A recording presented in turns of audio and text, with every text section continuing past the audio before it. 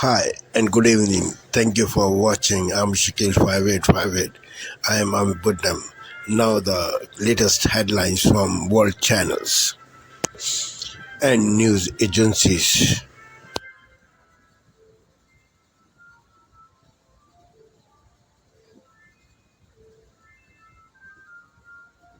Purported leaked. Tonight, just 1 week until Election Day, Kamala Harris making her closing argument as Donald Trump defends his controversial Madison Square Garden rally. With 7 days to go, the vice president delivering her closing message in Washington at the same site where former President Trump rallied his supporters on January 6th. Harris making her case that a second Trump presidency would sow more chaos and division. And Mr. Trump today calling his New York rally that was marked by racist and vulgar remarks a, quote, absolute love fest. Our full political coverage. Also tonight, the gunman firing shots at a high-rise hotel in Atlanta. A tense standoff. Police issuing a shelter-in-place order. And what they've just announced. Sentence handed down to the man found guilty of brutally attacking former Speaker Nancy Pelosi's husband after breaking into their home. The dangerous drought conditions across the country and the severe storm threat we're tracking. Al Roker is here. And it was part of one of America's darkest chapters, but they've turned it into their very own field of dreams. This is NBC Nightly News with Lester Holt.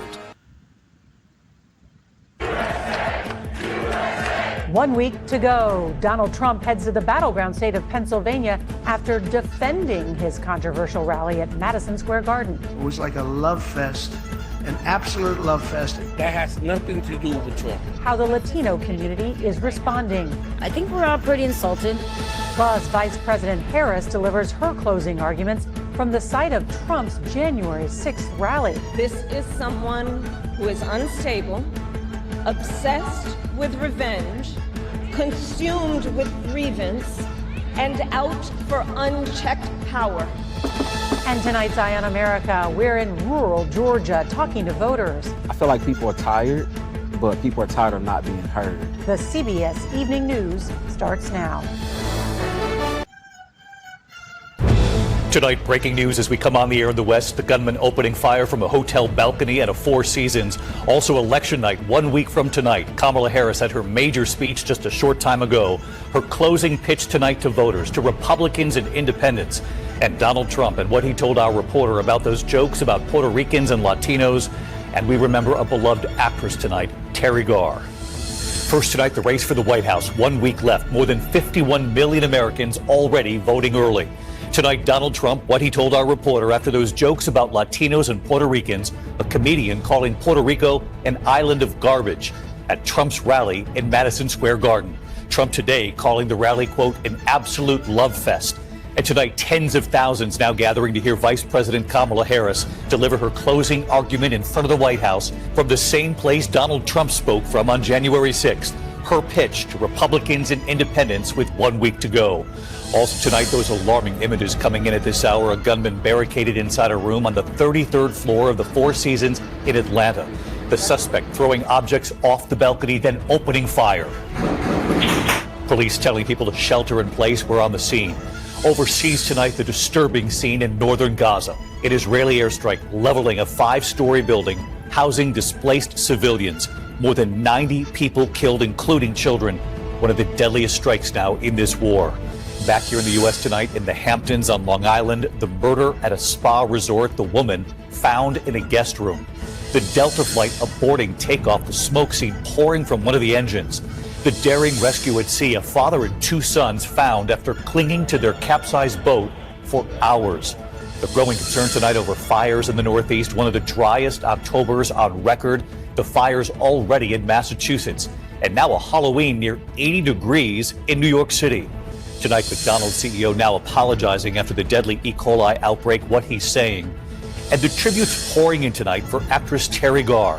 From Young Frankenstein to Close Encounters of the Third Kind, from Mr. Mom to Tootsie. I am a professional actress. We look back tonight at her most famous roles.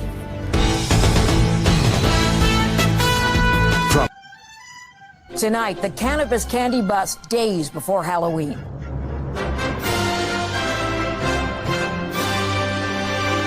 warning to parents about packaging. These products are deceptively similar to the real thing. And the black market boom with ties to organized crime. It's a dangerous game that people play. The Canadian teenager under investigation for swatting in the U.S. The Bloc's new threat to bring down the government. Absolutely ready to go into election.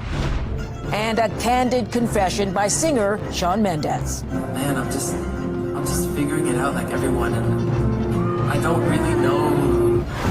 Plus a new piece by an old master. I think we would have learned everything there was to learn about it, but apparently not. A curator uncovers music by one of the greatest classical composers.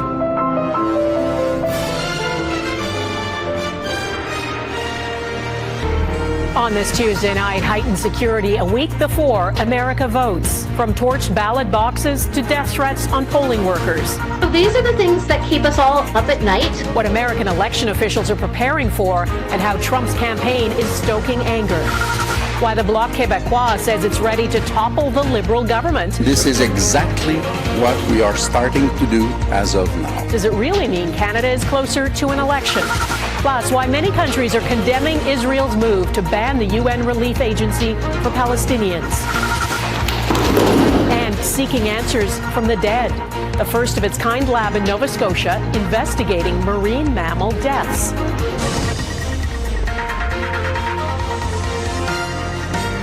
Global National with... Tonight, 1 week out, Kamala Harris delivers what she's calling her campaign's closing argument. It is time for a new generation of leadership in America. Her call for change ahead of a massive crowd as Donald Trump tries to reframe racist comments from his own rally. An absolute love fest, and it was my honor to be involved. A series of brazen, violent bank robberies across Ontario. The occupants were left terrified. How police say they busted the group responsible. And he spent more than 5 years in Russian detention accused of espionage. Now, Canadian-born Paul Whelan is speaking out.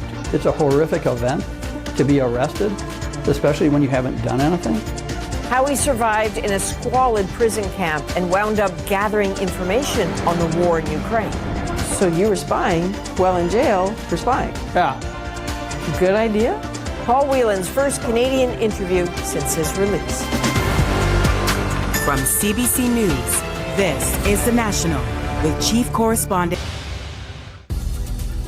This is DW News live from Berlin. The death toll after severe flash flooding in Spain climbs higher.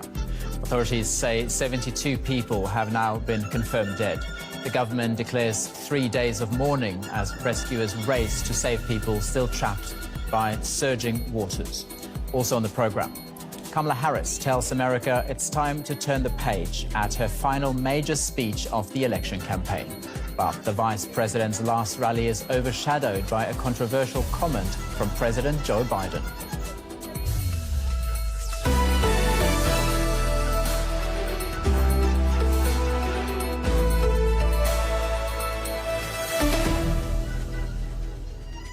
I'm Ula Alzakar. Welcome to the program. We start in Spain, where at least 72 people have died in flash flooding. The government is warning people to remain vigilant as the situation remains dangerous. It's also declared 3 days of mourning for the dead. It's an election that will determine whether the ruling Botswana Democratic Party lengthens the 58-year stint in power. Residents in Botswana are heading to the polls for the country's national election. 63-year-old President Mokgweetsi Masisi has his sights set on a second and final term. His main opponent is Duma Boko of the main opposition Umbrella for Democratic Change Party. Although it's often described as one of the most stable democracies in Africa, the country is grappling with economic challenges, prompting the BDP to admit that policy should be changed. It's mainly due to a fall in demand for diamonds, which Botswana's economy counts on. Botswana's citizens have been queuing up at polling stations in the country's different constituencies, mainly in the capital, Gaborone, since 5 a.m. The first polling stations opened at 6:30 a.m. and there has been a particularly large turnout since this morning, with the elderly and adults in particular, while young people are still waiting in line. Great. I just basically came to exercise my right as enshrined in the Constitution for, voting when you are within the, allowed age. I came early because I've got other things to do. Basically, I have to finish and then do other course, basically. According to the Electoral Commission, voting will end at 8 p.m. Joel Kwam from Gaborone for Africa News. Kenya's Supreme Court overturned an appeals court's decision on Tuesday that had nullified the 2023 finance law, a victory for President William Ruto's administration. The government had been relying on the 2023 law to continue tax collection after withdrawing the CS Finance Bill due to widespread protests. The 2023 finance law, which included increased fuel taxes, a housing levy, and higher top income tax rates, triggered opposition-led protests and unrest, leading to over 60 deaths in June and July. In response, Ruto withdrew this year's bill, delaying an international monetary fund disbursement. Ruto maintains the tax hikes are crucial for funding development and addressing the fund's requirements. South African President Cyril Ramaphosa's coalition government has been rocked by plans to grant visa-free access to Ukrainian diplomats and government officials. Home Affairs Minister Leon Schreiber, who's from a different party to the president, announced the deal on Sunday, describing Ukraine as a valued ally. But the presidency says Schreiber jumped the gun and made the announcement before it was officially authorized by Ramaphosa. His African National Congress Party and Schreiber's party, the Democratic Alliance, have sharply differed over the country's relationship with Russia. DA leader John Steenhuisen recently criticized Ramaphosa for calling Vladimir Putin a valuable ally and friend. The party has previously criticized Russia for its invasion of Ukraine. While South Africa has a policy of non-alignment, the ANC has strong historical ties with Russia. The International Relations Minister on Monday hosted his Ukrainian counterpart and said the visa agreement between the two countries is yet to be concluded.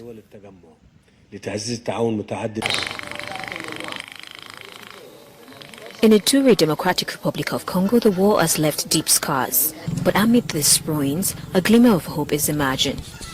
Hundreds of former militiamen, after years of violence, have laid down their arms and are attempting to reignite.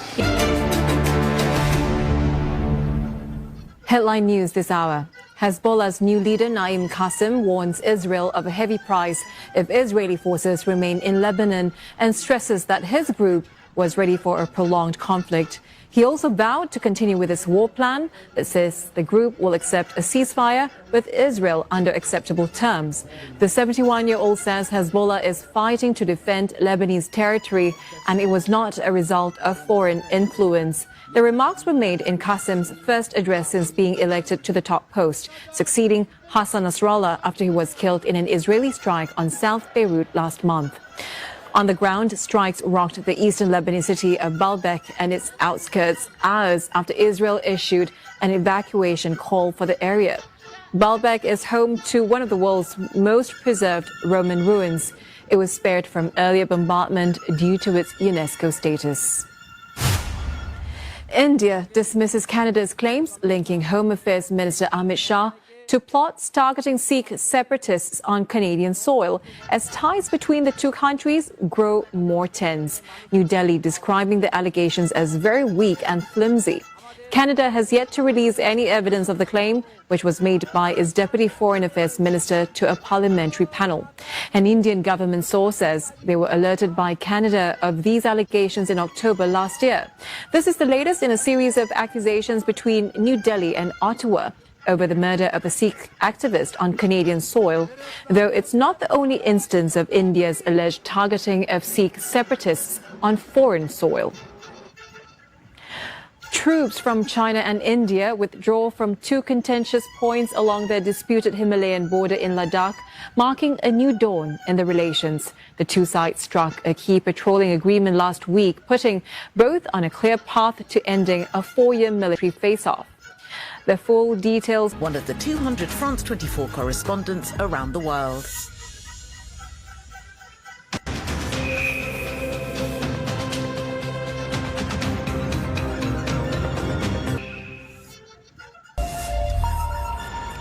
Welcome back. You're watching Around the World on France 24. I'm Nadia Massi. The headlines. 72 people dead in Spain's deadliest flooding in decades. Villages and roads underwater today in the eastern region of Valencia. Israel begins heavy strikes on Baalbek, eastern Lebanon, hours after calling for the evacuation of the entire city. Reports of panic as residents rush to flee. And attention today turning to North Carolina, 6 days out from the American elections. Both Kamala Harris and Donald Trump campaign.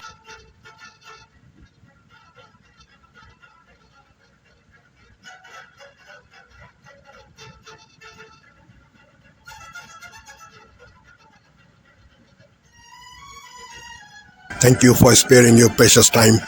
This is Amir Shakil. Have a good life. Bye-bye.